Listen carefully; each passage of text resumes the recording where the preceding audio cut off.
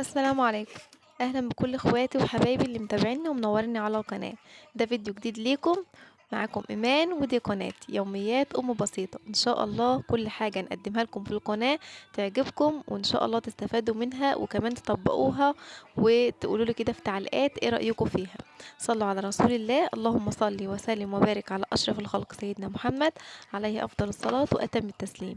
طبعا الفيديو بتاعنا معروف كده هنعمل فيه ايه النهارده. ما تشتريهاش كده من بره، وهاتي كده 3 كيلو لبن واعملي احلى 2 كيلو جبنة بخيرهم على ايديكي وكده. مش هتشتريها تاني. صلي كده على رسول الله في تعليق حلو منك وسمي الله وتعالي شوفي عملنا ايه. اول حاجة عملناها جبنا 3 كيلو من اللبن. 3 كيلو من اللبن غليتهم كويس جدا وسبتهم يبردوا. سيبيهم كده ساعة لحد ما يبقوا عاملين زي دمع العين، ايدك كده تستحملهم. قلبتهم كويس طبعا بخيرهم، ما شلتش منهم اي حاجة خالص، يا دوب غليتهم وسبتهم يبردوا. وبعد كده قلبتهم بالمعلقة كويس جدا. واللهم صل على سيدنا محمد. جبت كده منفحة. المنفحة دي الازازة دي جايباها ب10 جنيه من عند العطار، اي عطار جنبك يعني هاتي ازازة من المنفحة دي ب10 جنيه، مش هتكلفك كتير. وهاتي كده 3 كيلو اللبن بحق كده كيلو جبنة، واعملي انتي ال2 كيلو جبنة بايديكي في البيت وكمان بطريقة نظيفة ومضمونة.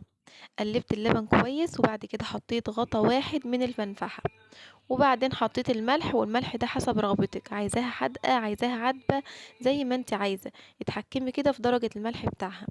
وبعد كده قلبتها كويس جدا بالمنفعة بالملح، وغطيت عليها وسبتها ساعتين لحد كده ما بقت كتلة معايا واحدة بالطريقة اللي انتوا شايفينها دي. شايفين عاملة ازاي؟ ما عملتش اي حاجة غير ان انا سبتها كده لمدة ساعتين واتجمدت معايا وبقت الجبنة بالطريقة اللي انتوا شايفينها دي. عشان بقى نفصل الشرش عن الجبنة هنعمل ايه؟ هاتي كده بلاستيكية نظيفة، وكمان حاجة كده بلاستيكية مخرمة من بتاعة الخضار عندك. طبعا هتبقى موجودة عندك اي بلاستيكية من بتاعة الخضار عندك واي شكل تكون. وكمان هاتي شاشة او طرحة نظيفة ما بتستعملهاش قبل كده، شاشة نظيفة كده عاملاها مخصوصة للجبنة الموجودة عندك، المهم تكون تصفي الشرش بتاعنا. وحطيها كده في البلاستيكية وابدأي صب فيها الجبنة بتاعتك اللي انت عاملاها بالطريقة دي. هي بقت كتلة واحدة، وطبعا مش هيبان فيها الشرش غير ما نحطها كده في الشاشة ونضغط عليها بحاجة كويسة. يعني هنتقل عليها كده بحاجة زي مثلا بلاستيكية كده زيها، وحط فيها 2 كيلو سكر، ازازتين مية. المهم يعني تقليها بحاجة عشان تصفي الشرش بتاعها كويس جدا وتجمد معاكي وتعرفي تقطعيها زي ما انت عايزة.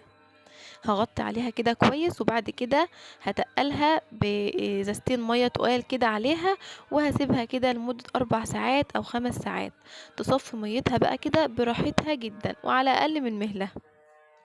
تمام. ما شاء الله هتنزل الشرش بتاعها، بس لازم اتقلها بحاجة. بعد 4 ساعات بالظبط او 5 ساعات شيلي الحاجة اللي انت متقلاها بيها وافتحي على الجبنة بتاعتك وشوفي الجمال. الشرش ما شاء الله نزل كله من الجبنة، والجبنة كده متماسكة ومضمونة معاكي وزي الفل. هقلبها بقى كده ونشوف النتيجة.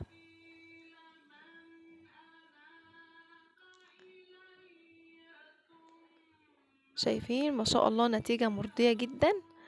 طبعا الحروف بتاعتها رقيقة لان كنت متقلة عليها البلاستيكية ما كانتش قد البلاستيكية بالظبط، فعملت حرف كده رقيق. مش مشكلة، هنعرف نشيل الحرف بتاعنا ده ونعمل كده ونشوف كده احلى قطعة من الجبنة. تمام. شايفين ما شاء الله جميلة جدا، الحدق بتاعها مظبوط، والجبنة ما شاء الله حلوة. بدل ما تعمليها بقى وتشتريها، بدل ما تشتريها اعمليها في بيتك. شايفين؟ واللبن كده بخيره والجبنة معاكي ممتازة. كل اللي هنعمله ان احنا عايزينها بس كده على الصينية لمدة ساعتين 3. تجيب كمان تشيل الشرش اللي فيها الزيادة عشان تجمد اكتر، ونبدأ ان احنا نحفظها واقول لكم طريقة حفظها وتقعد معاكي بالشهور. في الشرش بتاعها ما تبص منك وتبقى زي ما انت تكوني عاملاها حالا او شارياها حالا. هنبدأ بقى كده كمان نتخلص من الحروف بتاعتها دي عشان تبدأ كده القطعة معانا زي ما انت شاريها بالظبط. هعمل ايه؟ بعد ما خرطتها هسيبها كده على الصينية بتاعتي، وهرش عليها كده شوية من الملح. جبت كيس ملح خشن ورش عليها كده شوية من الملح، وسيبيها كده لمدة ساعتين بره التلاجة جوه التلاجة زي ما تحبي. طبعا الجو بارد معانا، وهتنزل الشرش بتاعها خالص وهتجمد معاكي. تاني حاجة بقى عملتها، جبت الشرش بتاعها وغليته كويس جدا. سيبيه كده يغلي مرتين تلاتة، وبعد كده سيبيه يبرد خالص، يبقى عامل زي المية الساقعة. بعد ما يغلي طبعا ويبرد، هاتيه بقى كده وابدأي خرطي فيه فلفل، عندك زيتون، عندك فلفل رومي، فلفل حامي، الموجود عندك. وحطي كده ملح في الشرش بتاعك. طبعا هيبقى الشرش مش هيبقى فيه ملح، انت بتنزليه من الجبنه بتاعتك ما بيبقاش موجود فيه ملح. تمام. زودي بقى انت الملح فيه، وحطي كده كمان الشطه اللي تحبيها. ممكن ما تحطيش شطه وتستغني عن كل الحاجات اللي انا بحطها دي، وتحطي بس كده شويه الملح والشرش بتاعك، وتحفظي فيه الجبنه. بس طبعا الفلفل اللي انا بحطه ده هي كده هيزود في طعمها، والنكهه بتاعتها كده تبقى بالفلفل حاجه جميله جدا. هقلب كده الملح وادوبه حلو في الشرش بتاعي اللي انا غلياه وبردته. وبعد كده هحط الجبنه بالطريقه اللي انتوا شايفينها دي. بس قبل ما احط الجبنه هشيل كده الحروف بتاعتها، عشان تبقى القطعه معايا كده متماسكه وسليمه وحلوه جدا. حطيها بقى كده في الشرش، وباذن الله يفضل معاكي بالشهور زي ما تحبي. يلا لو وصلت لحد هنا كده من الفيديو، ما تنسيش تشتركي في القناة وتنوريني في القناة، يزيدني شرف طبعا بوجودك معايا، وان شاء الله تستفادي. وما تنسيش بقى كده لو جديدة معايا تسيبيلي تعليق كده وتقولي ان انت جديدة فيه، وتصلي على رسول الله في تعليق حلو منك.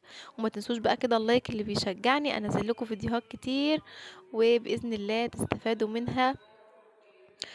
وبس كده. المهم، شلت كده الجبنة وبدأت ان انا اشيل الحروف بتاعتها الرقيقة دي. طبعا مش هنرميها الحروف الرقيقة دي، هنحطها كده في طبق ونغمس منها، ونسيب بقى كده الجبنة بتاعتنا بخيرها في الشرش. نبدأ ناخد منها زي ما احنا عايزين كده. قطعي الجبنة زي ما تحبي. الحتة اللي هتقطعيها كده تشيليها تحطيها في طبق على طول. يعني زي ما انت متعودة كده، تشيلي حتة صغيرة بقى حتة كبيرة على قد ايديكي. تمام. عشان اول ما تيجي تشيلي كده، تشيلي القطعة اللي انت عاملاها قطعة بقطعة كده، تبقى جميلة جدا.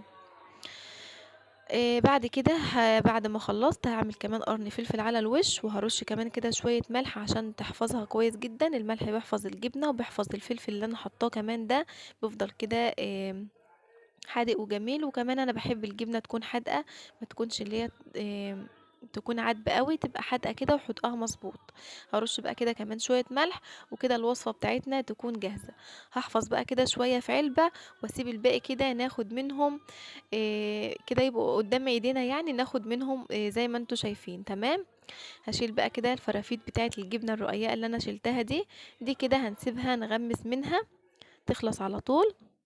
وده كده الشرش اللي نازل منها. ودي كده طريقتي في عمايل الجبنة. دي جبنة منفعة، مش جبنة قريش، جبنة بخيرها، جبنة معمل. بدل ما تشتريها اعمليها في بيتك، ووفري فلوس، ووفري اي حاجة تانية بقى. وكده على قد ايديكي، عارفة عاملاها ازاي. مفيش فيها اي حاجة مش مضمونة، لا بقى بودرة ولا حاجات من اللي احنا بنسمع عنها دي. في بيتك كده وعلى قد ايديكي. ما شاء الله الجبنة معايا جميلة جدا. ودي الجبنة اللي انا عملتها، الحروف بتاعتها طعمها حلو. عارفة اتحكم في طعم الجبنة، في الملح بتاعها اللي انت عايزاه. تقدري تعمليه في بيتك وبكل سهولة. ان شاء الله كانت مضمونة جدا. اعمليها وان شاء الله تعجبك، وتعتمديها وتعمليها على طول. عايزة كده اشوف تطبيقكم على الوصفة بتاعتي، ونشوف وفجروا كده زرار اللايكات باللايك الجميل، عشان ان شاء الله انزل لكم فيديوهات كتير كتير. جبنة رمضان بقى، جبنة غير رمضان، اعمليها كده واعتمديها في اي وقت تحبي فيه تعملي جبنة. وده كان الفيديو بتاعنا، بتمنى يعجبكم ويا رب كده تستفادوا منه. ما تنسوش دعوة حلوة كده لاختكم بظهر الغيب. هحط كده بقى كمان شوية الجبنة بتوعي اللي انا قلت لكم عليهم دول هعينهم كده واحفظهم في التلاجة. وهسيب بقى الباقي ده اخد منه كده براحتي. خلاص كده. وأخيرا سبحانك اللهم وبحمدك، أشهد أن لا إله إلا أنت، أستغفرك وأتوب إليك، في حفظ الله ورعايته.